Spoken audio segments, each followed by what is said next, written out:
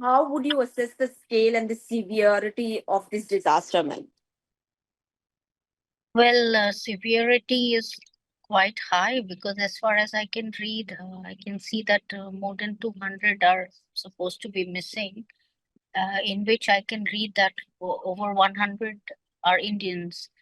And looking at the scenario, I could see that it was in very close proximity to a few glacial lakes. And in the satellite picture that is circulating, we can see that one lake seems to have breached. Well, but these are all still now under speculation. And let's see how what more updates we keep getting. Ma'am, this does not appear to have been a conventional rainfall triggered flood. Scientists are looking at, but we are reading reports that scientists are looking at the possibility of an ice rock avalanche blocking the river and possibly followed by a sudden release of water. Can you explain what may have happened according to the reports? What are going on, ma'am? Um, I am seeing some speculations like a lake glove, what we call. Then I'm also hearing about an earthquake, which was about 4.4 magnitude earthquake. And also, yes, there are reports about an avalanche hitting. Now, whether each of them are controlling each other, I mean, if the avalanche has occurred in the glaciated terrain, which has triggered an outburst, I'm not very sure. But also, I could see that there was hardly any rainfall, about 6 millimeter, which was measured. But then again, if you remember the Tharali incident, there was hardly any rain in the valleys. There was about 8 millimeter in Harsil, but there was very, very heavy rainfall in elevations above where there were no instruments recording rainfall. So, right now, I think we can only speculate things and not conclude much, but these are the things that are going on. There's speculation about whether there was an earthquake because a 4.4 magnitude earthquake is being reported, and whether there is a glacial lake which has burst. And of course, it was very close proximity to a few glacial lakes.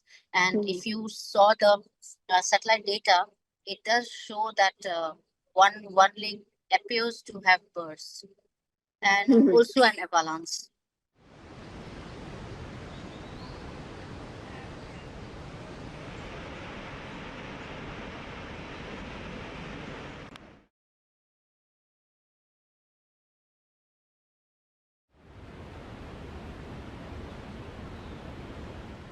Ma'am, with all these speculation, I want to understand from you what evidence would scientists need to establish the link, if there is any. Um, I feel that if it's a glove event, or if it's a cascading disaster with a glove event triggering it, so we need to understand how we become more aware and more ready, prepared for understanding which are our glacial lakes, which we need to now start monitoring, and we try to start assessing which can pose risk for maybe Uttarakhand and Himachal and Kashmir as well. But definitely Uttarakhand, because I think the climate change scenario is demanding that we become more prepared now, especially in the context of glacial lakes. Hmm. Ma'am, I want to understand from you. You just talked about it. You touched upon it. I want you to expand because we are noticing reoccurrence of such events.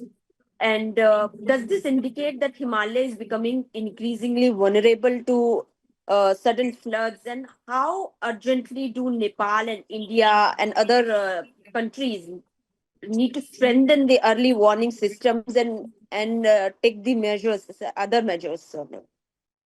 Um, we need to take it very seriously. Early warning systems, we need to take it very seriously, whether they are, AI, ML enabled early warning systems, or else they are instrument based. And I think, as you know, that there is a report by the Ministry of Earth Sciences in which I think that was a 2022 report in which um, the report states that yes, there is warming happening all over, but more warming is happening over the Himalayas. That means the Himalayas are warming more than the rest of the the country. So in that context, I think that early warning system for our case is now a mission mode um, project which needs to be taken up, and we need to understand how we work towards it. And I am right now in Norway, in fact, and it is a project between India and Norway in which we are trying to understand how we can develop partnership regarding early warning systems. And I am surprised here at how seriously they take when even one house is at risk, and how they are considering establishing early warning systems, be it avalanches, be it debris flow, and so I think there is a lot that we need to learn in terms of technology, in terms of even science, and also disaster management.